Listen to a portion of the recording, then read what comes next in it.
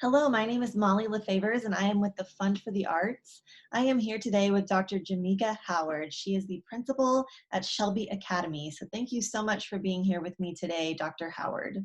So first I'm going to ask you, why are the arts important to you, and why do you think that arts education is important? Well, folks ask me that a lot actually because I call myself a grant writing fool.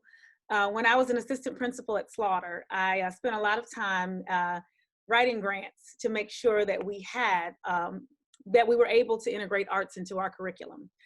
Um, the reason that it's so important to me is because I believe it, but I know it's true. Art gives voice to the voiceless. And so working in a school like Slaughter and a school like Shelby now, we have students who maybe English is not their first language, or they're from a family or a disenfranchised community, and they don't often get to speak up and tell their stories. And sometimes when they do, nobody's listening. And so when you offer students different opportunities to express themselves in ways that they may never have thought about, you can unearth these passions and these ways to demonstrate giftedness that other people may not see. And so having opportunities for their voice to be heard and choice in how they learn. Something that people say to me all the time is, why do you do what you do? Because I love working with students who are, I don't even know how to say it. I was a student who loved school. And the way I grew up, my family didn't have a lot. But one thing that I was able to do is get lost in books and go to the library. And at the time, we didn't have internet like we do now, but being able to go on field trips and watch videos. And my mom was a singer, and I just loved to listen and act and pretend to be all these things. And so I would read books and I would pretend that I was there. And I could experience places I couldn't go because my family couldn't afford to, or things that I couldn't do because I just didn't have access. And so being able to present those things to our students, it's not even an option, honestly, for me. It's something that just has to be done. So integrating the arts is not something you choose to do. It's just something that is a part of what I do, which is make sure that students have engaging experiences and learn everything they can. Yeah, that's really a perfect answer, I think. The arts really, they help us tell our own story, and they also help us to connect with other people. So it's so essential. You were kind of starting to touch on it a little bit, but the next question I have for you is, how do you think that the Fund for the Arts programs at your school have impacted your students? Well, at Shelby, I've only been the principal here since July. And so I'm doing everything I can really fast. And also we're in a pandemic, so we do have some things coming. But one thing that I can speak to for sure that links, I guess, to the things that are getting ready to happen at Shelby. When I was at Slaughter, one of the first grants that I wrote was for the On-Ramp for Deeper Learning Arts Integration Grant. And it's a partnership between the Kentucky Center and Stage One and Title One JCPS. And so Slaughter got selected for that grant. And through that grant, I was able to meet Jeff Jamner and Andrew Harris and work on some things that was just really exciting for our students. For example, our first arts experience with that program was the group Appalatin came, and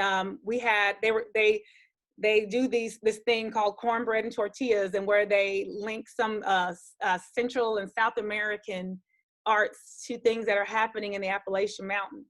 And so we had a lot of students that were from areas in Central and South America. So they recognized these mountains and pictures they were shown and the musical instruments and the dances.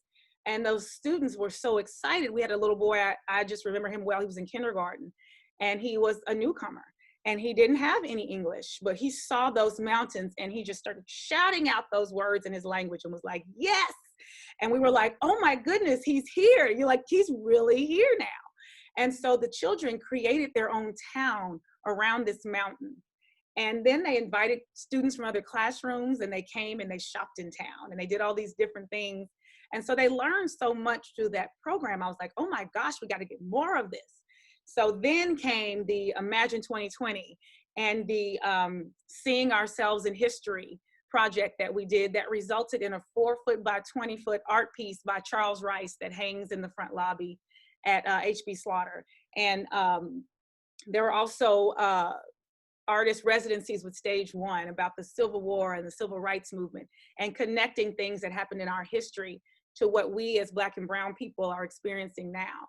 And then there was Sunshine Joe, the fiber artist, who worked with our second graders and teach them to embroider. And they made this beautiful culture quilt that is going to hang in the library when they all come back to school. So forever, there'll be that piece of art they created about their cultures and where they came from. And while those things were happening, we had been identified as an AIS school, a school in the bottom 5% of the state. And so at the same time, we're attacking instruction. We're trying to create these rigorous experiences for students that are standards-based. But one piece was that engagement.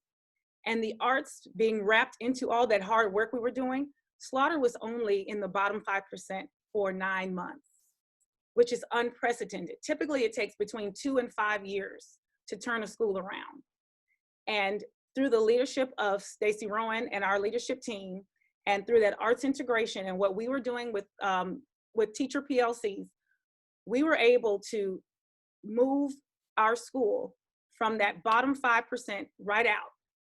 And I am 100% sure it was because of the engagement that the arts provided and the voice and choice and agency and options that students were able to learn about through that program. And so switching, I'm at Shelby now. And one of the first things I said when I got here was like, how are we gonna get the arts in here? Well, because of my connection with the on-ramp program, folks were like, hey, I know you were really connected with this. I know you're a new principal, but do you think Shelby might like? I was like, yes, before it was even out of their mouth. So Shelby is going to be participating in the On-Ramp for Deeper Learning Arts Integration Program. And so we're going to be able to have virtual experiences with the Louisville Ballet. I mean, that doesn't even count 5 by 5 because those are due today and we're getting those in. And so we're just super excited about being able to bring just opportunity and options, because I always say we must have rigorous, engaging, standards-based experience for students. And these experiences must be multicultural, because if we can't make what we're teaching connect to their lives and their communities, then what are we doing? I mean, they've got to be able to internalize what we're teaching them and apply it to different situations. And what better way to do that than through the arts? So I'm just so excited about all the possibilities here at Shelby. And I'm just really appreciative of the Fund for the Arts and Kat Abner. And I even, I volunteered to sit on the Fund for the Arts Cultural Advisory Council, because again, this is just something that's so important to me. Because if it weren't for the arts, when I was a child, I remember saying poems and doing things and being able to escape. But not just escape, I realized as I got older, pull the strong things that I learned from my rough upbringing into the place where I am now, so that I can be that person for our children. And I'm just super, I don't know if you can tell, I'm just over the moon, because I love the Fund for the Arts, and I'm just so excited about what we're doing for kids in Jefferson County. That is so awesome. Thank you so much for all of those wonderful examples. I need to, once there's no more pandemic, I feel like I need to come and see that quilt on the wall over there. Oh my gosh.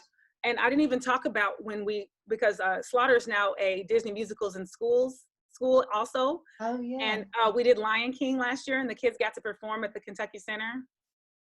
We had an artist in residence who was actually a JCPS grad who made the costumes. I mean, I can't even describe it. I have to show you pictures, but it's just really amazing the way it has opened doors for students. That is awesome. Well, thank you so much for talking with me, and we're excited for more arts experiences this school year.